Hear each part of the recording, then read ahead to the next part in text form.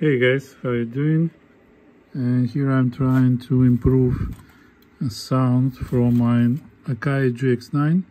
So that's where I'm recapping all capacitors which sits on the sound path. It's appeared quite a few. I would say more than I thought initially. You may see it here and there. Some of them bipolar, some of them polar. So I replace it accordingly. So now would be the moment when I will listen and will let you know, did it help? Because that's how many I removed. And these capacitors, I don't know the brand. So there's no any marks on the brand. So quite not sure what they are. Okay, if it will improve, so there would be a reason probably to replace all capacitors. I will think about it. But so far, let me listen. See you soon. And I'm back. I'm still working on this deck. I'm trying to make ideal frequency response on playback and on recording. While I'm doing it, I figure out that, you see, we have the same FET transistor pairs as in Nakamichi-700 So schematic is pretty close. Alright, what I will be doing next, I'm going to install correction capacitors in a parallel to the playback head, because currently I'm on the maximum on the pods and it gives me bump in like around 8 kHz range, which I can hear on reproduction. And it was technically reserved before. I like to make it even better. Alright, so let me do it. So far I hear a capacitor, the new capacitor sounds better. Let me make it ideal and then let's listen. Hello everyone. So I replaced capacitors to change resonance frequency with the head from 68 picofarad to 220, and now I can reproduce all range with the same level from my reference tape, and the deck should sound exactly like Nakamichi now, because it's produced up to 15 kHz with no change. So this between 1 kHz and it's 1 and 10. So opposite side would be 415. Oh, no, say it goes to 15 too. No, it's 10. Oh yeah. Let me reverse tape. And I will check the azimuth before. Yeah, it's a little bit different on this side. Let me adjust it. Just a second. It's quite tricky to get into the screw. Now it was just a little bit difference.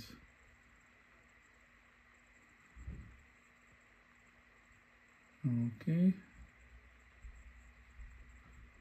I believe azimuth is perfect now.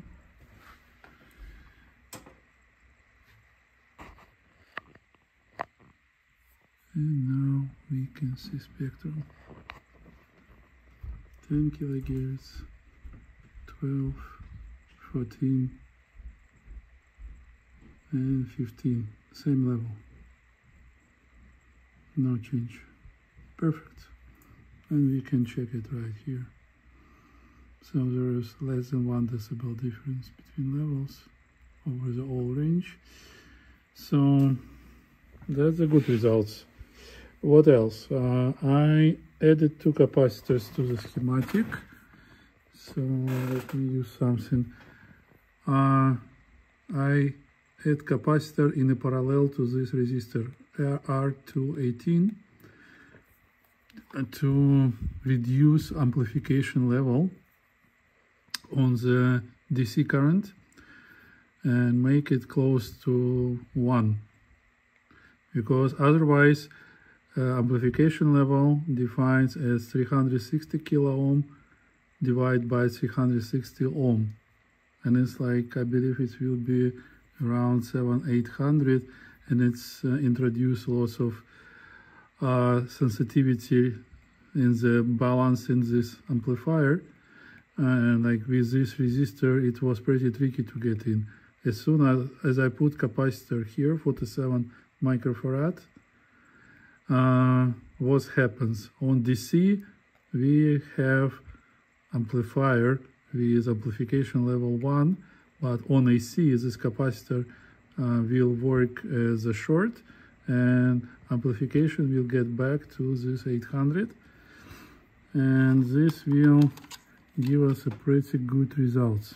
Okay, technically we don't need this resistor anymore. It will be self-balancing and will be working pretty well. All right, so let me finalize tuning now for this deck, and I will make a comparison video with Nakamichi-680. Okay, see you. Okay everyone, now I'm recording type 1 tape, and here is the result. So that's the source, and that's the tape. Type 1, 20 kilohertz minus 3 decibel. Pretty cool, yeah? Only slope below 50 Hz here, which I'm not pretty happy with. Alright, so let me check type 2.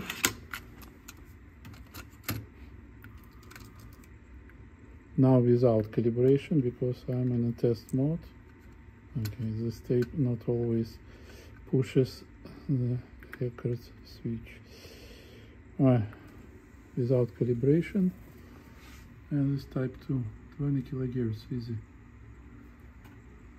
Source, tape. Yeah, overall level a little bit more, plus 1 decibel, I believe. So that's the source, zeros, tape, 1.3 decibel higher. Its sensitivity of the tape is bigger. All right, happy. And now metal tape, DDKMA.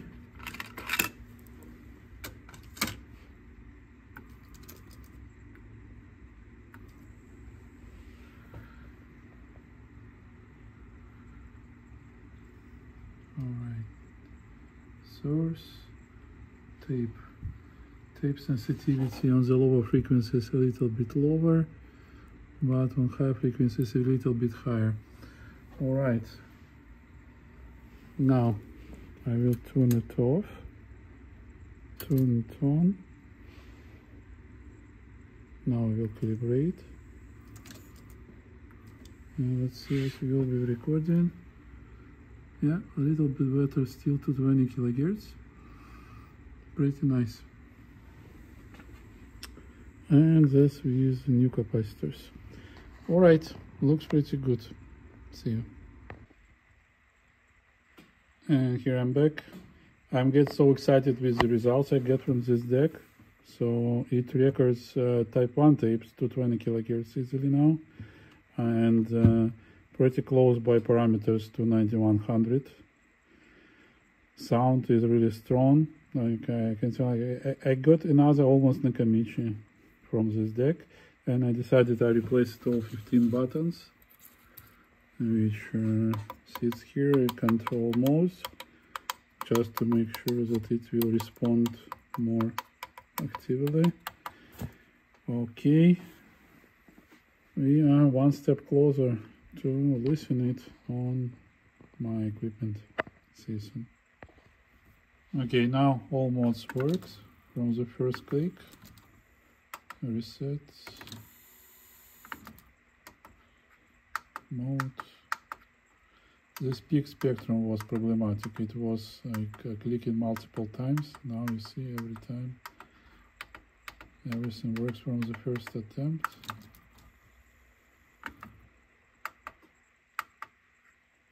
Okay, I don't see indicator. Here it goes. automatic reader. All buttons work. Oh yeah, assembling. And here guys, finally everything is assembled. Deck is cleaned and I'm currently recording music. And as you may see, it plays really nice. So there is no difference between source and tape and metal tape.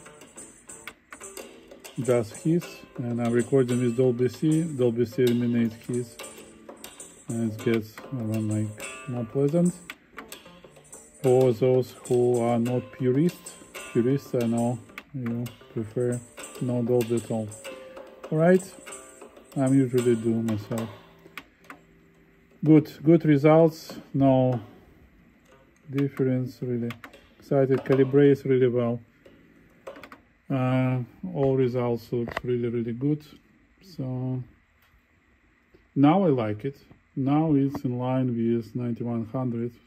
Sound will be a little bit different, and I will compare it with my best Nakamichis, and let's see.